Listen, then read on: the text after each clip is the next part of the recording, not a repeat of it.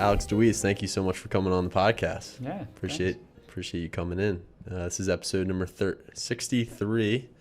But I figured maybe we could start out talking about music, because I know you're a huge music guy. Mm-hmm. What type of music are you into, and what was the best concert that you've seen recently? Oh, wow. I mean, that's a loaded question. I'm like all over the map. So at the moment, I'm really into the Grateful Dead. I use that as kind of like a listening project for myself, because their catalog of music is huge. They were performing from 65 through 95. And it's like one of the only bands where you can literally go back 40 plus years and find a recording that someone from the audience made from that particular show. And, it's just amazing how much music they have. So the concert that I just recently went to, I saw Dead & Company twice this summer. Nice. I saw them in Bristow, Virginia at Jiffy Lube Live. And then 2 days later, saw them in New York at Citi Field, where the Mets play. Oh, cool. Which was a really cool experience. I'd never been to a baseball stadium for a concert before. So I was like upper deck in like the behind home plate, third upper deck. But it was really cool to see them there. They always bring out some really cool songs and stuff. So got to see a Casey Jones and an Uncle John's band up there, which nice. I hadn't heard before live. That was really fun. That's John Mayer, right? He's in... Yeah, so John Mayer is like lead guitarist, mostly lead vocals. Yeah. How'd you kind of get into Grateful Dead? I guess you've been a fan of them for a while, but kind of what sparked your fascination with them? Yeah, my buddy from high school, Dylan, his parents were Deadheads. Like saw the Grateful Dead over 100 times, followed them around from like 79 on.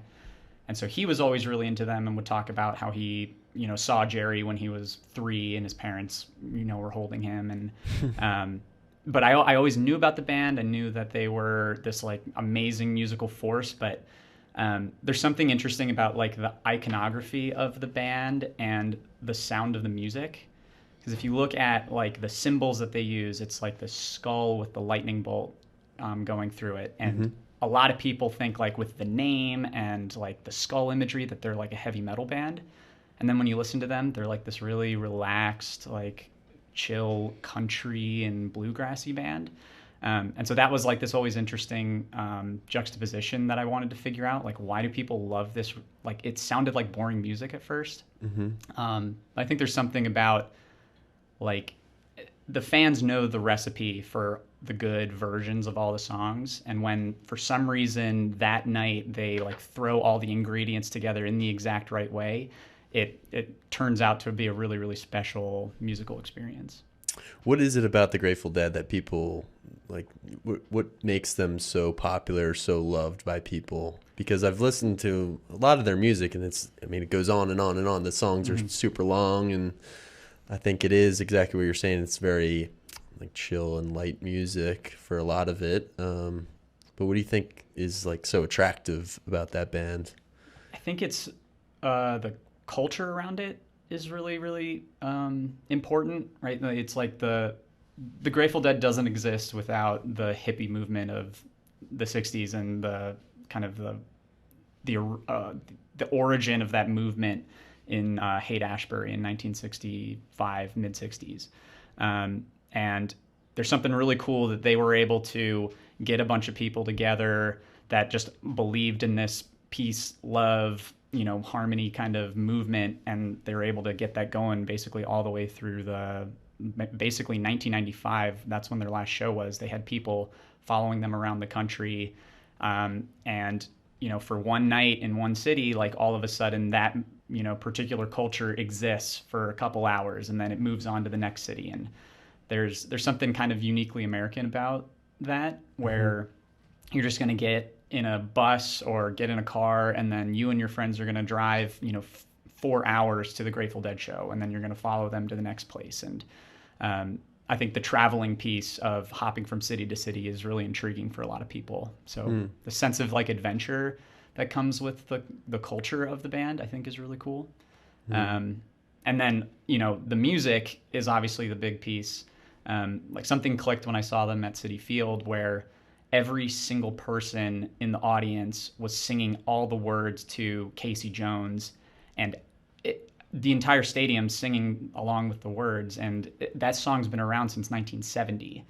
Like, I don't know any other groups or any other bands where a song that's been around that long can have multiple generations of people singing the lyrics. Yeah, that's true. That's super cool. How did they form? How did Grateful Dead form? Do you know this kind of the background story about their kind of origins? So it's interesting. Like, being a Dead fan, you kind of have to be like pseudo historian. Yeah. And so I'm still learning the history, but my understanding is basically it's Jerry Garcia, is trying to form a band. He's living in Haight-Ashbury in San Francisco, and he's mostly like a blues, bluegrass kind of singer. But he meets up with Bob Weir, who's like a 16-year-old who's just a really good guitar player. Phil Lesh was more of like a classical composer, but he was their bassist. And this guy, his name's Ron McKernan, who has been dubbed the nickname Pigpen, was more like a totally blues harmonica player. And him and Bill Kreutzmann, who's the drummer, they kind of all came together, formed this band that was going to be like a psychedelic blues band, psychedelic bluegrass band. And then, I think unfortunately with that band, like the drug scene around the time is a huge influence on them. Mm-hmm. They exist because of the acid tests that Ken Kesey was doing back in the day, and that kind of shaped their kind of musical trajectory. Mm-hmm. They started experimenting a lot more with different kind of dissonant sounds, and now all of a sudden what was maybe a country song is now this more like psychedelic long jam. Right. So it's kind of cool. Like the Grateful Dead's a cover band. They do covers of other songs, but they do it in their own psychedelic way, which is really fun to listen to. I know you're also into some hip hop too, right? Have you been kind of a hip hop fan for a while as well, or when did you kind of get into hip hop, and who are some of your favorite hip hop artists, rap artists? So I've listened to hip hop like my whole life. Ever since I got an iPod, I've been listening to rap music. But Good Kid, Mad City by Kendrick Lamar, when that came out, that changed kind of my understanding of what hip hop could be as an art form. And have you ever listened to that album? Like, maybe not the whole thing, but I've heard a lot of the songs on there. So I take a more like old school approach to listening to music. It's very easy to like pick and choose your favorite songs and bounce around playlists on Spotify. But that album was the first album that made me realize like you have to listen to the album in its intended order. Mm-hmm. The second title of Good Kid, Mad City is it's a short film by Kendrick Lamar, and every song has he uses this trope of a voicemail call that someone's leaving on his phone as a way to transition from one song to another. And so each song is its own individual scene in the movie, and the voicemails help you transition from one scene to the next. And the storytelling aspect of hip hop has always been really intriguing to me. And Good Kid, Mad City was the one that kind of showed me what it could be in terms of, this really, really high form of art and storytelling. And so Kendrick has been one of my favorites. He's a true poet. He's a true artist, Kendrick Lamar. Yeah, you don't win the Pulitzer Prize without being this just incredible writer. So he's someone like, I call him like headphones music. Like, you have to sit down in your room with headphones on and listen. You can't do anything else. Kanye West has always been someone who I've liked listening to a lot, and a lot of people know that about me. He's an extremely polarizing figure, which has made it very difficult as a fan to like get past the headlines and stuff for him. But in terms of the music, I've always really, really enjoyed his music, and the album rollout this summer was super interesting with the listening parties. And how is that album that just came out, the Donda Kanye West album? It's good. I think it does what it's supposed to do. It's he kept saying he wanted it to be like a true hip hop gospel album, and he tried that on Jesus is King, which was really more of a gospel album that had hip hop elements. This album is definitely way more hip hop. You'd listen to it and think that, a lot of the songs could be played on the radio, but he's talking about his, experience as a Christian and just his basically, I'm not sure what the intended purpose of that album is, if it's supposed to be played in a church or played in like a backyard, but I think the album's fine. Mm-hmm. Not my favorite, though. Did you listen to it all the way through, like the Kendrick Lamar one, like song after song? Well, and that's an interesting album because the track listing has changed throughout the listening parties. So he wasn't necessarily playing every song in the exact same order. So again, interesting seeing that artistic process kind of unfold as he's revealing the music to the masses. That's what I imagine, something that happens on kind of behind the scenes all the time. You're constantly changing the track listing, but we as the fans kind of got to see it every time he had a listening party. So it was just really, really cool to see, like, this song maybe was the intro, but now all of a sudden he threw it in the middle of the album, or now it's the outro. And how does it change your experience of the album as, the track listing evolves? Yeah, that's interesting.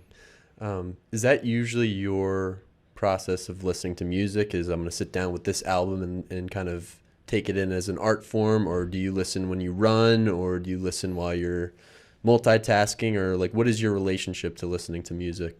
Oh, I think it's like when I'm, I have a free period, I'll put music on and do grading, or like I listen while I'm driving. If I'm at my computer, like playing a video game or something, I'll listen to music. It sometimes takes a more passive role, especially if it's something I've heard a lot. But like if a new album comes out, I'm going to sit down and listen to it, no distractions, like put the cell phone away and just work my way through. And I think it's so interesting how easy it is to access music now.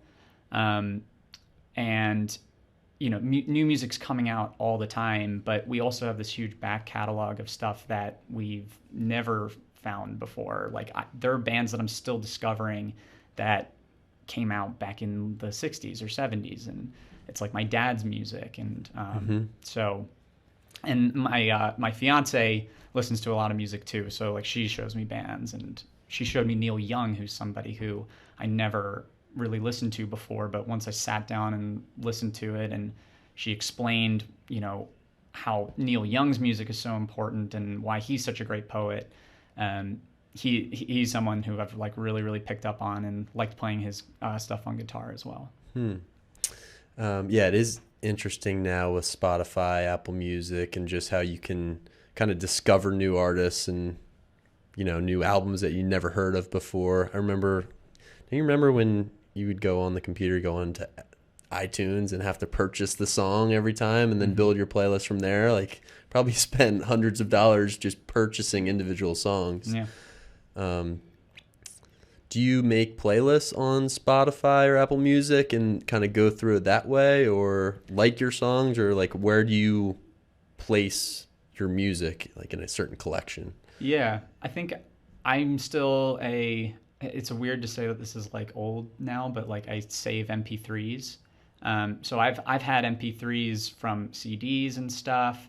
And with the Grateful Dead specifically, like you can find a lot of their recordings. There's an entire website where people archive fan recordings of albums and stuff. So I'll save certain versions of, recordings of shows and live stuff that I keep on iTunes. But when it comes to Spotify, that's more if I want to listen to something that's contemporary, I'll search for something specific.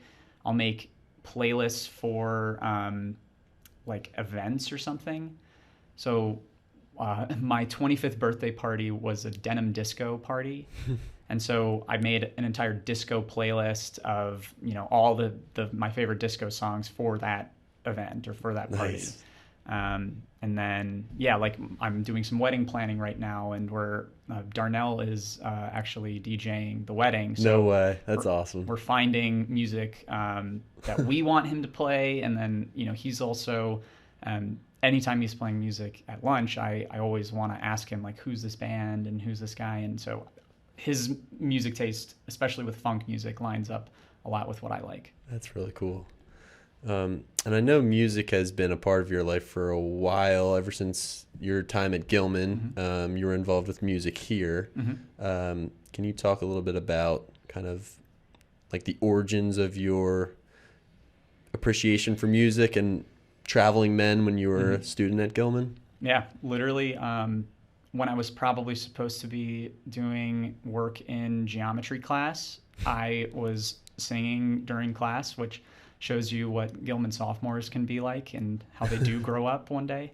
But my friends who would hear me sing in class or like sing in the hallways, they were like, you should try out for Traveling Men. And I did it because my buddy was in the group since freshman year and just kind of convinced me to join. And I was lucky enough that I could kind of hold a tune and they accepted me. And it's like part of the reason why I wear a bow tie too, is because I learned how to do it when I was in Traveling Men. And it's nice, as a science teacher, it kind of fits into that mode as well. But Traveling Men was something that I just kind of got pressured into, and then it ended up being like a really fun outlet for me during my junior year and senior year. So what are like the kind of major events or the commitment levels to being a Traveling Man? Like, how many people are involved in Traveling Men, and how often does that group typically meet, and what are some of the major events that you perform for over a standard year? Yeah. In terms of practices, it used to be every Tuesday night for the entire year, and it would be like a 2-hour practice, I think, if I remember correctly. Mm-hmm. That might have changed since Robbie Ford took over the group, but at least when I was a student, it was once a week. Which sounds like a big commitment, but for an acapella group that wants to have a large repertoire of music, that's not actually that much practice time. And especially take, the busy schedule that Gilman students already have. It's a big commitment for Gilman, but for an acapella group, some acapella groups, like the ones in, at least at Lafayette when I was in college, we would meet twice a week. And sometimes 3 times a week if we had big performances. The big busy time of year for Traveling Men's always the holiday season. Mm-hmm. So we'd go to like Mount Vernon to, I can't remember the name of the club, but there's some like social club down there that would always invite the Traveling Men and the Glee Club to sing down there. I think it might be the Engineers Club. And that was always a really cool space to perform in, but like we missed class for that. There was a bar in Canton that some alum or some company would always have an event there, and we would sing down there, singing holiday songs and stuff like that. Valentine's Day is always a big, busy time for the Traveling Men when they bounce around to all the girls' schools and doing serenades and stuff. So, yeah, basically any major holidays. What is a standard practice usually like? Like what are some of the challenges of facilitating an a cappella group? Like what are, I imagine that like getting everybody in sync and getting it to sound correct, and that's just such an artistic skill for whoever is overseeing that. Yeah, you often start practice with blending exercises, or just doing your normal warm-ups like you would in like a sports practice. So you kind of get the pieces together there when you're warming up. But sometimes the practice might be you sitting with sheet music with your singing parts, and you are learning the music while someone's playing on piano. Maybe you're working, like I was a baritone in high school. It's probably going to be the baritones and the basses once you're starting to bring the pieces together, because they're the foundation of the song. They practice together with their different parts to make sure they can hear each other and hear what it's supposed to sound like. And then maybe by the end of practice, you throw everybody together. So it's very, very different depending on the week or the time of year. Sometimes it might just be we're running through the entire set list and we're going to sing all the songs. But Yeah, I mean, it was really, really fun. It's a skill that I totally dropped the ball on in terms of keeping up with it. I did sing in an a cappella group in high school and in college, but haven't done really much singing since college. But being able to pick up music quickly is a skill that some kids who are really, really deep into the music department here, they really, really get to kind of capitalize on that mode of thinking or that strategy of learning. Very different than other things. Did you have any music experience before joining the Traveling Men or before coming to Gilman? It sounds like you were singing all the time. You were interested in it, but did you have kind of a foothold in like the musical realm beforehand? Yeah, piano lessons for a year or two, but then dropped that. Played guitar with a guitar teacher for about 6 weeks, and then decided this is not what I want to do. I'm just going to teach myself guitar. So, did you learned guitar? Yeah. I taught myself how to play guitar through like tablature, which is it's basically sheet music, but for showing where your fingers go on the fretboard and showing rhythms in a slightly different way. Wow. Yeah. That takes some serious. How long did it take you to learn guitar? I think I'm still learning guitar. Yeah. I've been playing since 6th grade, but it's really tough with guitar because there's this whole side of learning an instrument that involves theory, and I'm not even close to that level. I can play chords on a guitar. I can even pick out individual strings, but there's a whole level of understanding the structure of the instrument that involves you to understand some theory that I haven't gotten to that point yet. So still something I want to try to do, but working up to it. It really does. I mean, I know you can learn anything from YouTube, and I've had friends who are like, I'm going to learn guitar. And I'm like, yeah, you're going to learn guitar for like 3 weeks, and then you forget about it or you get busy with something else. And it's hard. It takes a lot of like serious discipline, commitment to do that. So when do you find time to practice? During the start of the pandemic was a lot of time for that. But I think now it's more if I find that I've got an hour before, I'm supposed to go meet up with my parents and I'm waiting for my fiance to get ready. Like I'll just pick up the guitar and pluck away for a little bit. It's been harder now just that my life's gotten a lot busier, but I think finding that window of time, whether it's on a Saturday morning or like right after I come back from work and I just want to decompress for a little bit before I start making dinner or clean up the house or whatever, that's kind of when I'll find time. I try to squeeze it in if I can. I always wish I knew how to play an instrument. I picked up the piano a little bit in college, but like I said, it's just you have to stay with it. And so Traveling Men and acapella groups from high school to college, what were the major like differences or changes that you felt in that experience other than maybe a little bit more time devoted in college? But were there any things that were different or more intense you found in college? The choreography, like you'd think a acapella group or any singing group just does the singing, but especially when you get to college and you've got some really serious groups that want to do something cool, they'll incorporate choreography into their arrangements. So that was something that me and a buddy of mine were interested in trying to incorporate into our group, was movement. Like you watch the Traveling Men now, they stand in an arc, and mostly that's just so you can stand next to your voice group and you can all hear each other. That arc helps you hear the other parts. In college, though, they expect you to just be able to hit your notes from the starting point and just go with it. You might not even be standing next to your voice parts while you're working, and you're moving around, and that adds a whole other element to it. So the production quality is often a lot higher too. Like we'd sing into mics, and we had our acapella group had our own mics and our own sound equipment for performances.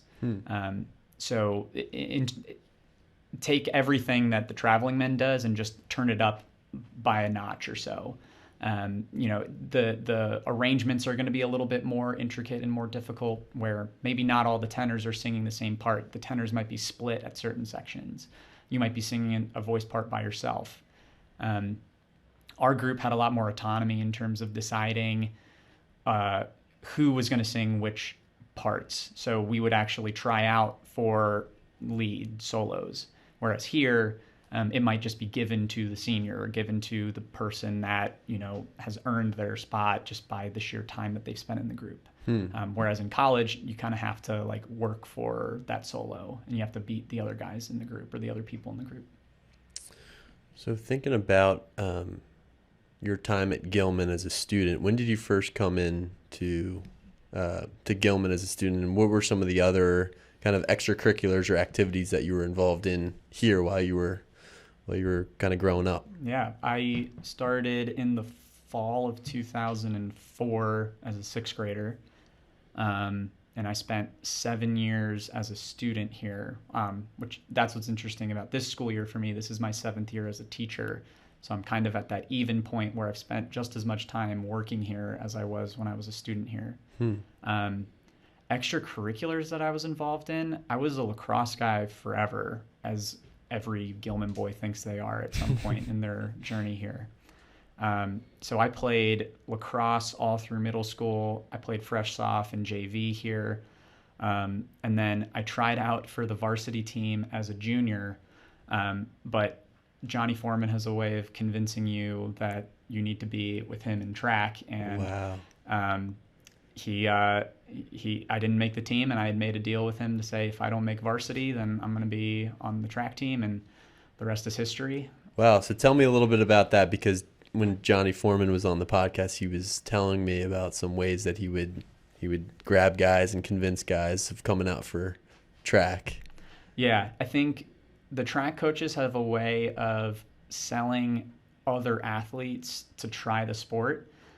So lacrosse players, the winter track is always the big suck away from them. So if they're not doing another big sport, we like to get those lacrosse guys to come out with us. I coached Piper Bond, who I think you lined up with. Oh, it was a year after he graduated. He graduated. So, but I know him. Yeah, so he came out and ran track with us, and was obviously a very successful lacrosse athlete, but was a really, really good runner for us. And we sold him on coming out for that as a way to get ready for the lacrosse season. And every year he went out for tryouts, and I think you guys do 300s or something on the field. He always said, I felt so much better prepared than the guys that didn't do track, because I've spent the time doing that and learning how to get off the line. And it's a no-brainer, I think, if you're not doing anything in the winter, to just do winter track. I wish I did that in high school, because then you come into the season, it's a different sport, and you're maybe using different muscles when you're actually playing, right? But you're in such good shape. You start off the year running circles around everyone else, crushing the run test, and feeling really good. Well, and I think tracks, what's cool about track is that it's a competition as a team. Obviously, there's a team aspect to the sport, but you're also competing as an individual, and often you're competing against yourself. So guys talk about their PRs in track and wanting to run the best, personal time that they've ever run for a given event. And a lot of guys, when they say that they don't want to come out for track, it's because they're nervous about that aspect of being on the line and having to perform and do it right. You only get one shot. But Coach Duncan always says that running is the most egalitarian sport there is. Doesn't matter if I like you, doesn't matter if you've been on the team for 4 years. If you don't run the time, you're not going to be on the track, or you're not going to be on the line. So you could be totally new to the sport and be crushing it, and you're now on the varsity team. That might change the next year if there's somebody else who's running better than you, or you didn't do your summer training. Yeah, numbers don't lie. So that's really a reason that people say they don't want to come out for track, is because I think they're just nervous to have to be there's no safety net for them. Maybe if you're on the soccer team, you might not be the best person out on the field, but you've got your buddy who you can pass it to, and he's going to do something good with it. In track, it's you and the other guy on the track with you, and you have to go do it. Yeah, it's so different. So I never really played individual sports growing up because I was always playing lacrosse or basketball, always part of a team. But I've been playing a lot of tennis now. Tennis is one of my favorite sports. I love it. It's a great workout. But one thing about tennis is losing is, I think, a lot worse than losing with a team because you have no one to blame. It's like I lost a tennis match yesterday, and now I'm just thinking all day about the things that I did. And there's you can't even get mad at the opponent. You're like, it's not even that he played really well. It's like I made those mistakes. I hit the ball out. You can only look at yourself. So I think for guys with track too, it's like, yeah, you're part of a team, but a lot of it falls on your own shoulders, and it's very introspective, and you have to look at yourself in the mirror. Yeah, but I think that translates over to the team sports as well. Like, there's this mental side to a tennis or a track or a swimming where, yeah, it is you, and you have to show up when you're asked to show up and, like, really perform kind of at the drop of a hat. And all of that comes with, focusing on your training. And, at least in track, your training directly correlates with your success in a meet. And I think the same could be said for a team sport. If you as the individual focus on this particular drill, or like, what am I supposed to get out of this routine that we do every day? If you focus during practice, then you can see that translate to better performance once the team kind of comes together. Like, the thing I always think about is the "do your job" from the Patriots. Yep.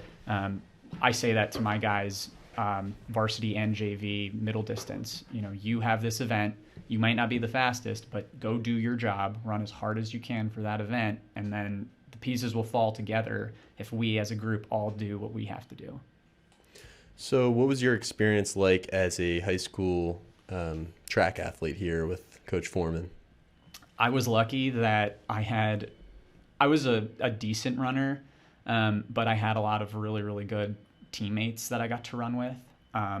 Most notably, like a Darius Jennings, who's like a once in a generation Gilman athlete. He was really, really fun to run with. There's a great story about something that people don't expect when I tell them about my track time here is that I was a sprinter. They look at me and think, oh, you're a tall, lanky white guy, like you must be like a middle distance or at least a miler. And I ran the 4x1 when I was here and the 4x2. And it was because a guy in the class ahead of me, JD Kameen, had pulled a hamstring when he was running the Open 100 at McDonough. And he was supposed to be the anchor of the 4x1. And so Foreman and Darius found me and said, you need to learn the handoff for the 4x1 in the next 5 minutes because we're about to go run on the track. Next 5 minutes. Yes, yeah, it was a really quick turnaround. So they threw me on the back stretch. I practiced it like once or twice with Darius, and the most comforting thing he told me was, and it was kind of disparaging on my part, but he said, don't worry, Alex, even if you get out early, I promise you I will catch you. Which I don't know if he was saying how fast he was or saying that you're not slow, you're too slow, but I think that's the fastest that I've ever ran was in that moment. Wow. But that was really fun. And then how did you kind of decide that you wanted to pursue track at the next level in college? How did that process play out for you? I just walked on to the team at Lafayette. The coach at the time, he didn't recruit literally any sprinters that year. I don't know what happened, but for some reason there were no sprinters on the team. Oh, wow. And so I thought, well, if I liked it in high school and I have an opportunity to do it in college, like I'm going to give it a shot. And for me, I found that at least my experience as a college athlete, and I imagine it's similar to you, it's basically like a second job on top of being a student. And at least for me, track was an important part of my high school experience, but I was not in college to run track. Like I wanted to do well in my studies, and I found I was spending way more time doing the track stuff and wasn't getting the output in terms of times that I wanted.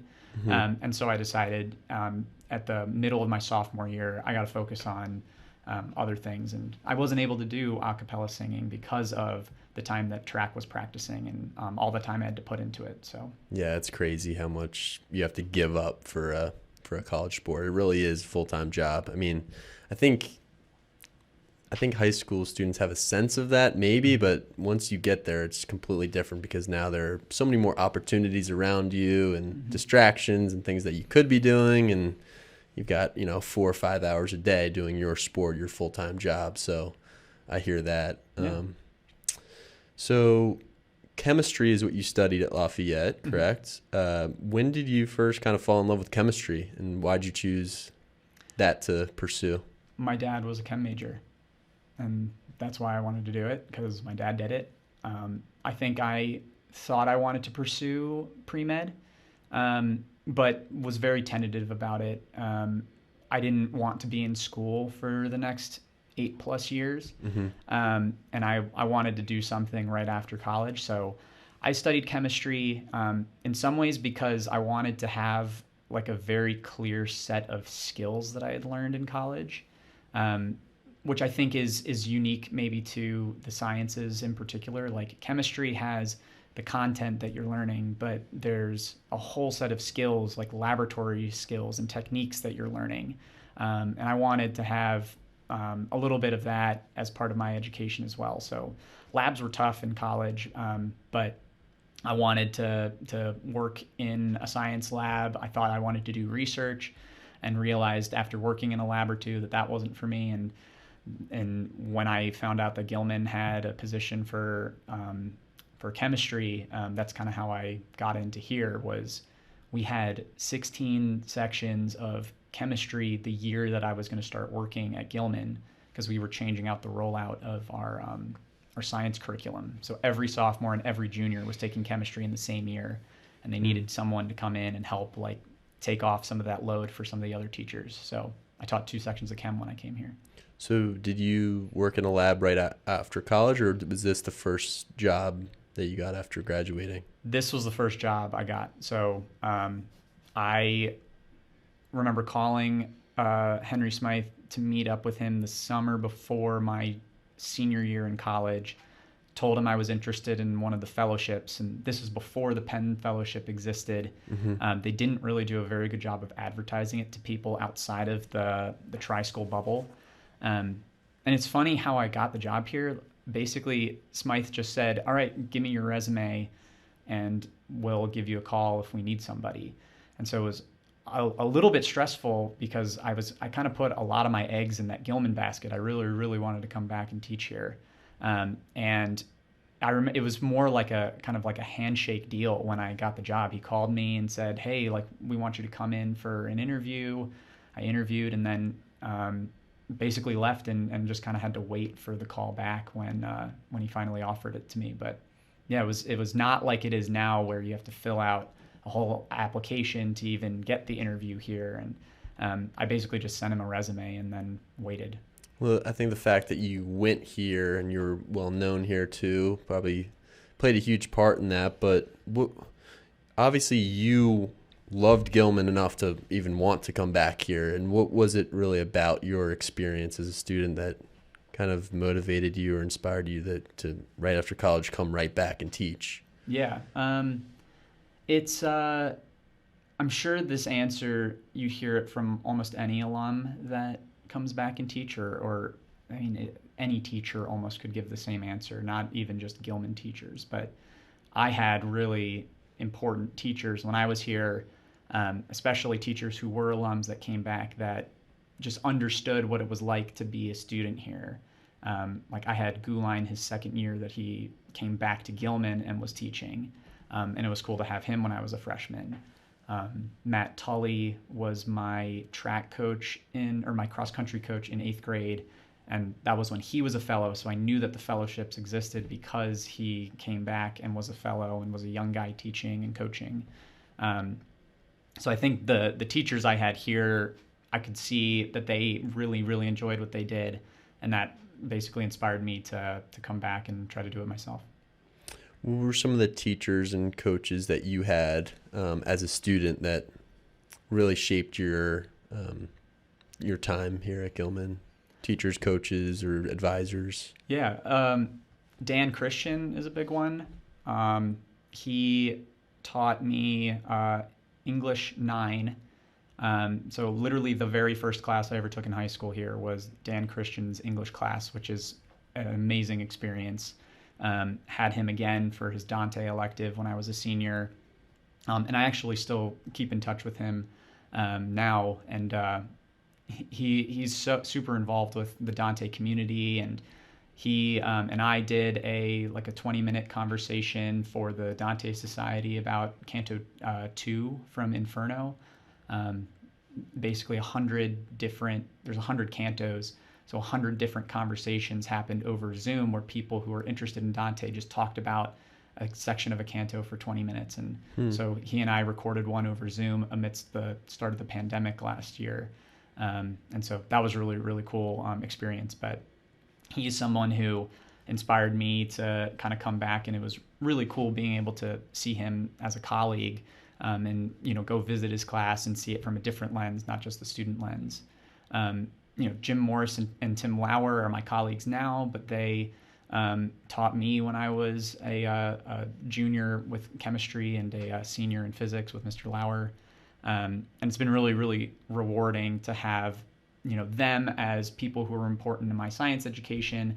Now they're deeply integral in my development as a science teacher, and they're my friends now, which is really, really it's a cool transition away from this mentorship role now into more of a nuanced friendship, which is really, really rewarding. Yeah, I was going to ask you about that. Like, what is it like to have somebody as your teacher, somebody as your role model, and you're kind of learning from them in the classroom, and then coming back and being their colleague, right? Yeah. Sharing offices with them, and getting, I guess, advice as a young teacher. But how is that experience for you?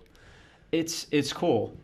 It's really fun to teach in some of the same rooms where I was a student, and having knowing what Mr. Morrison's class looks like from a student perspective helped me develop my chemistry class when I was trying to figure out what kinds of things should I be doing. Transitioning to first names is really tough. There's some people that I cannot call them by their first name, or it's very difficult for me to do it. Like Coach Foreman is coach. Mm-hmm. Coach Duncan is coach. Yep. Especially the coaches that I've had have been tough. Some people I've been able to get through it. So Tim Lauer is Tim. He's not Mr. Lauer anymore. But. Now, has Gilman changed, do you think, from you graduated in 2011. 2011, came back in 15. Mm-hmm. Has Gilman changed, do you think, from your time as a student here to what it's like today in certain ways? Yeah, definitely. It is, I think, easier for students to pursue things outside of maybe the typical mold, so to speak. So, I think about my time as a student, I was obviously academics was a huge part. Sports, doing interscholastic sports specifically was huge. And I was kind of at the time when it was basically interscholastic sports or nothing.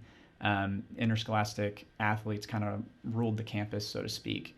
And now I don't think that's the case as much. Mm-hmm. I mean, you can see it now in our students. A lot of them do participate in interscholastics, but we have a whole community of kids that the arts is a growing community. Kids being able to learn about technology and incorporate that as a part of their science education is hugely different. We have a robotics class that didn't exist when I was a student. We have the robotics team that's a huge part of it. You can take computer science classes, which I think maybe were offered at Bryn Mawr maybe, mm-hmm. or Roland Park, but the types of classes you can take have changed a lot too. What goes on in that robotics class? Do you help out with that at all? No, that's Alana Resnick and Lynn Nichols take on the team aspect, and this year Ty Campbell took on the class. So from my understanding, it's a combination of some coding, working with what are known as Arduinos. And so you're learning how to program an Arduino and doing some coding. And basically the goal of the robotics team is to take that knowledge and apply it to a challenge. So before the pandemic, we actually hosted a robotics tournament here. And the challenge was for a robot to pick up blocks and move them to a particular spot on the field, so to speak. And you're trying to do a couple different things. Get as many blocks into that section of the field as you can and stack them as high as you can. And you get points based off of how tall and how many blocks you have in that area. And it's cool because like there's a huge competitive side to it. They allow you to steal blocks from the other teams. So you have kids that are, really, really intense with the design process that maybe they're more involved with creating the robot. You've got other kids that maybe that's not their skill set. They're more involved with the actually controlling the robot and moving it in the right way and doing that kind of practice. So I think the robotics program that we have here is really cool because it's still Gilman, so to speak, in that like Gilman kids are always really competitive. Yep. And while it might not always translate to competition on the athletic field, which for many of our kids it does, I think a lot of our kids who maybe that's not their bag, they're going to go to the robotics team or something like that and be competitive in that realm. Yeah. Yeah, I think even in the arts, and I've talked about how I've like sat in with Carl Connolly's art class a lot, but I feel like it's not competitive per se because you're working on your own like artistic creations. But even in like the artistic realm of Gilman, it's like, oh, that, my classmates are so talented and they're working so hard that I feel like I need to do that too. And it's just kind of in the spirit of Gilman, whether it's robotics or sports or art, or even music, right? Like it's not always competitive per se, but just the atmosphere is like trying to get better, trying to be excellent. Yeah. Which I feel like is a part of just the school's essence. And where competition, I think, can be a double-edged sword, so to speak, is right. There's good competition where you're seeing what your classmates doing and trying to be as good as you can be. Like, use the art room. Carl has all the seniors with their paintings on the walls. Like you see what your buddy's doing and knowing, wow, I want to try to make something like that or try to surpass him. But competition can easily take another turn where you're just trying to bring the other person down rather than you bringing yourself up. And the challenge for us as teachers, I think, at Gilman is to try to strike that balance where they can be competitive and have fun and, but it's all about us being as good as we can possibly be, not me trying to just get above the other person next to me. Yeah. And you have to really compare yourself to yourself in a lot of ways and not to the other people. You can maybe look around and see what other people are doing, but I feel like I learned this lesson kind of in high school myself, because a lot of my friends were very like talented at math and really good at math naturally. And I never was. Like I had to work really hard at math, but I always tried to compare myself to the people in my class, and I was like, that guy, he's doing really well in the class, and just wasn't my bag. Like I worked hard at it. I tried to do it, but as soon as I started to compare to other people and, then you start to hope that, they do worse and you do better. So I hear what you're saying with that double-edged sword of competition, especially at a place like this where everyone's somewhat competitive, everyone's working hard. It can go either way. So I think that's very true. Yeah. So tell me a little bit about your chemistry and your physics class. Those are the two courses that you teach. What goes on in those classes? So physics is it's freshman year physics, which is different than when I did it. I took physics as a senior. And what's interesting about physics is that math is kind of an integral part of everything that you're doing in a physics class. And so the physics that we offer is algebra-based physics, which inherently means that, you can be exposed to a lot of the concepts. There's kind of a limited set of scenarios that you can feasibly handle, but math seems to be the biggest hurdle that our students come across if either they're struggling or in terms of, for us as the teachers, being able to curate the content. So great example, we can handle one-dimensional motion very easily with the math skills that we have.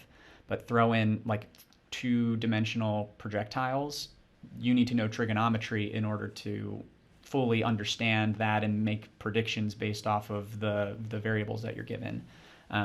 So we can't, at least with the freshmen that I teach, we don't end up going into that realm. If we were going to, we'd have to actually teach the math that goes along with it. When do they learn the math? They're going to get some of that trig. If they're in the honors class, they might get a little bit of trig towards the tail end of Algebra 2. Depending on who you have for Algebra 2, if you're at the regular level, you might be doing a little bit of that. But definitely in geometry, definitely in pre-calculus, I believe. That's when the trigonometry starts to come in. So that's one of the biggest challenges for you is... Yeah, so the physics class I took as a senior is not the same as the physics class that I'm teaching now. Because I was taking calculus at the same time as my physics class. And what's cool about having physics first is that we offer now calculus-based physics. So they're not learning anything new, so to speak. It's all the same content, but you're now seeing it with the lens of, right, understanding the math through a calculus lens, which tells you a lot more about basically what's going on with this particular scenario. Like acceleration, something that we can't really delve too deeply into in terms of measuring the slope at an individual point on a curve. And once you take calculus, that's when you can say, okay, I know what a tangent line is. I know how to find it. I know the exact velocity at this exact moment in time. So are they missing a lot of physics? And it sounds like it's... I don't think so. Should physics be later, do you think? Was it better senior year? It's like maybe one of the big hot points in any designing of a science curriculum is when do you want to throw physics at them? Yeah. So I don't think they're missing anything. Okay. If they want to take a true physics class, so to speak, you eventually have to take it with calculus. And so I would encourage any student to, if science and math is their thing, calculus-based physics senior year is a really, really good course to take. So question for you kind of about your teaching and whether this is physics or chemistry. How do you make physics kind of interesting to someone who isn't really seeing it or doesn't really like that as a subject? How do you kind of maybe not convince that student, just inspire that student to think about it a little bit deeper or differently or in a way that's meaningful to them? I can tell you that the lab portion of the class is a huge part of that. So like chemistry, for example, in the last year, with the pandemic, we weren't able to do wet labs with chemistry, which I found to be, a huge loss.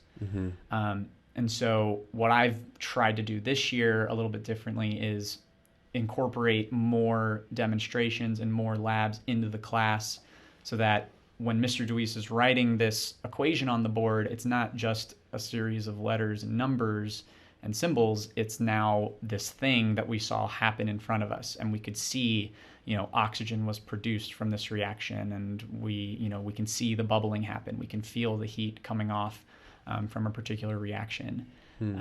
So having that piece to kind of add into a chemistry class is really, really helpful for, I think, bringing kids in. And with the regular level students that I work with, I get kind of a big range of types of science students. Some kids are super into science and maybe really, really have aspirations to take some upper level science courses, while some other kids, maybe science is something they've struggled with a lot. And so I have really tried to make sure that my classes cater hopefully to both camps, and especially the kids that maybe don't think that they can be successful in a science class. I try to break things down in a way that maybe makes it more digestible, or at least shows them that, yes, you can do some of this stuff. And even if you're not taking that super high level class, you're still working with the material and you're still challenging yourself in a way that makes sense in a science class. I have to say that I think the tactile experience in the labs and really the teachers' love for the subject has such a huge impact in all subjects, but in my own experience in chemistry and physics. My physics teacher in high school, he was kind of dry. He wasn't really that into it, and I feel like I would have maybe liked physics a little bit more.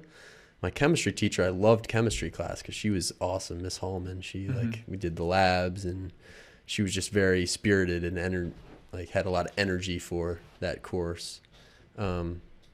Is there a lot of memorization in chemistry that students have to do, and how do they read certain chapters, or what's the curriculum look like in there beyond the labs? Yeah, there's, especially early on, I have them do some reading because we start more in the conceptual realm. So one of the things we just worked through recently was the evolution of the kind of 3 early atomic theories. So what does the model of the atom look like? What are the subatomic particles, if there are any? And so we have discussions and readings that kind of help us see how the electron was discovered and how was that incorporated into the model of the atom based off of the available evidence. And then, as that picture evolves, we, get to write about it, or we talk about it. So that might involve more readings or class discussions. But as my students are going to find out soon, there's a lot of very discrete skills that you need for a chemistry class.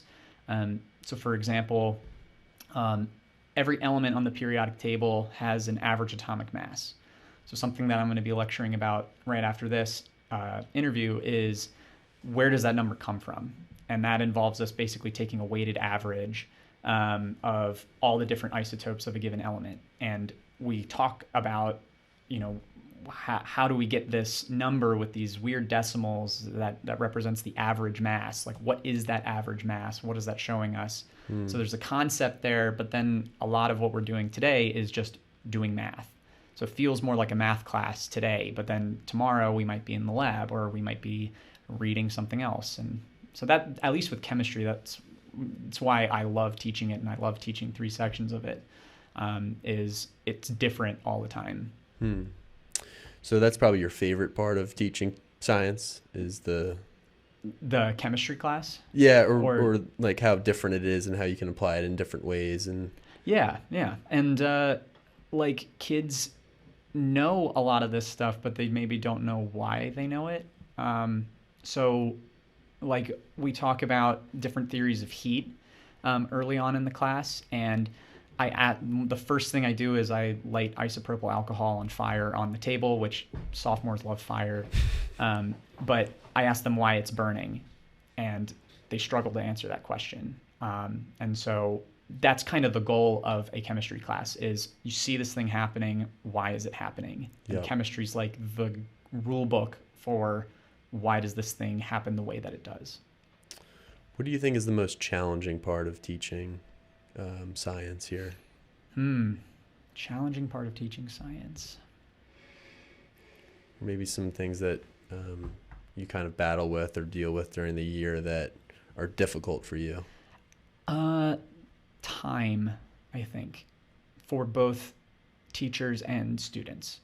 Some kids doesn't take that much time for them to figure out what's going on with this particular lesson, or especially with the kids that I have, some kids pick it up after seeing one example or me talking about it for 5 minutes. But some kids, they just need the time, or they need the one-on-one time with me as the teacher. And so that's a big reason why I started the Science Help Center this year, basically in the same vein as what Guline's been doing with the math lab for years. We need to have a space where kids who need that extra time can easily come in and find us and do that one-on-one practice or get another example problem. So I think time is maybe one of the biggest hurdles that a kid in a science class might have, is how much time are you spending doing that particular thing in the class? Right. Yeah. The one-on-one, just for me, because I had a science and math kind of block growing up. I learned the most from the one-on-one interactions. It's just what it took for me. So I totally kind of see what you're saying there. Sometimes in the classroom, it's difficult to piece things together, but when you're one-on-one asking questions and working through some things, it gets a lot clearer. Mm-hmm. So Alex, you're also a big reader, I know, and in the science department we have some readers over there. Mm-hmm. What are your book recommendations for the listeners? So this is the first one. So it's more the series, not per se the book, but it's 33 and a Third. So big music fan, you can take a look at this. The books aren't terribly long, which is really nice. So you can read it in a day or a weekend pretty easily. But the series is about looking at albums in pop music, which pop music is a broad spectrum. But basically albums that are important for popular music today, an author will talk about, they kind of have free reign to talk about whatever they want. So some of them go song by song and write an essay about each song on the album and what does that do, what's the story, what's the production history. The one you're looking at now is more of a history of the band leading up to the release of In the Airplane Over the Sea. So Neutral Milk Hotel is a kind of a notorious band in independent music. They only released 2 albums in the late 90s and have never released anything else. And they're one of the most highly praised indie bands of arguably all time. And so that book is like one of the only books that kind of details the history of that band and what were they doing around the time that they were writing this music. And there's a lot of mythology and lore about that particular album and what it means, because it's very, very cryptic album, but people love it. And so that book just talks about the history of the band and why were they writing about certain things. Why does this symbol show up pretty often? Oh, that's awesome. Yeah. One of the websites I actually really like for this kind of thing, it's somewhat similar to the book, but the Genius website with lyrics, where you can kind of just click on certain words and kind of see some of the history or some of the interpretations of what the song is referring to and what the band or the artist was thinking about or doing during the time that he wrote the song. Yeah. And if you need a lesson plan for an English class, and take that with a grain of salt, poetry unit, have them do a Genius comment for each line of a poem or something like that. Yep. Been doing that. Yeah. But we've Genius actually is great. Brought some hip hop rap music into the class because those artists are all poets themselves. So yeah. Some Kendrick Lamar maybe.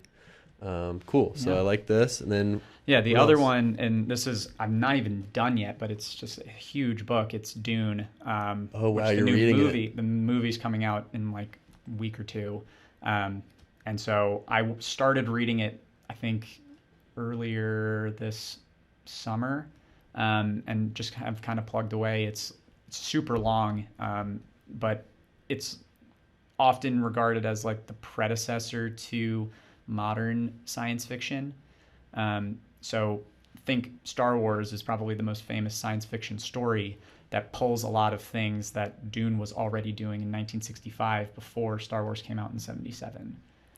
What is so? I'm going to be honest. I don't really. I've seen it. I know people talk about it, but I really have no idea what Dune is about.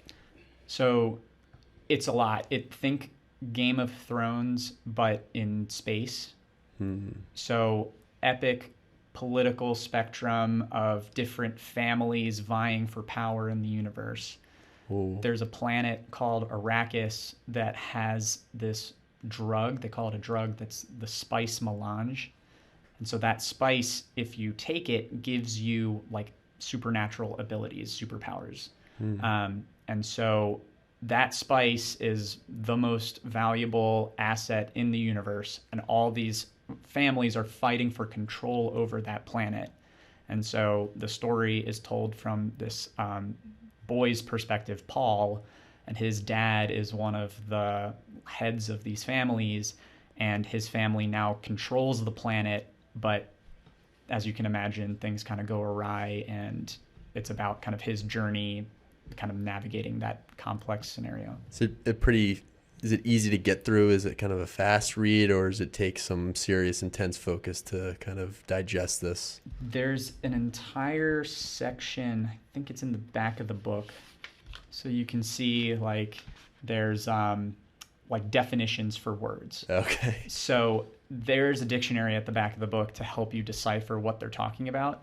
If you can get over the fact that you're not going to understand what every word means, then it's a fast read. Mm-hmm. But if you want to know, like, what is this weird word that I've never heard before, you're going to have to flip to the back, look it up, figure out what it means, and then go to the front again and start reading again. Sounds like a project. It is. So watch the movie. What inspired you to read this? Why? Because of the movie? The movie is a big one. And I grew up watching Star Wars. It's a huge part of the reason why my dad and I were so close growing up was he would show me cool movies. Like I saw Star Wars for the first time at the Senator Theater, which was an experience. So I think I wanted to know, like, what was George Lucas thinking about leading up to the release of that movie, and how did he write Star Wars? What was he trying to do? Awesome. So 2 book recs here.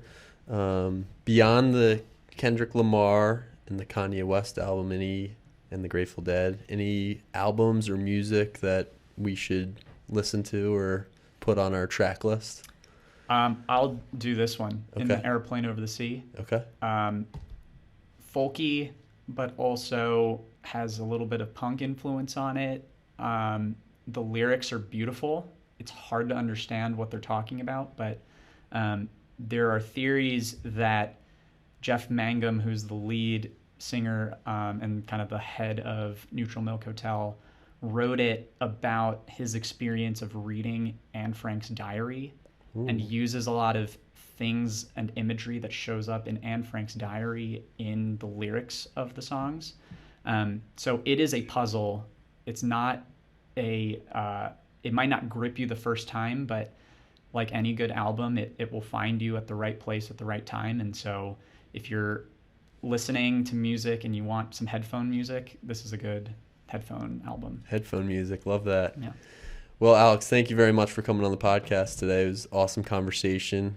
I learned a lot about you, and hopefully our viewers, whoever's watching this, learns a little bit about you and kind of the things that you're into and doing here. But appreciate you coming on. Yeah, thanks for your time. Awesome. Thank you, Cesare. Thanks. See you later.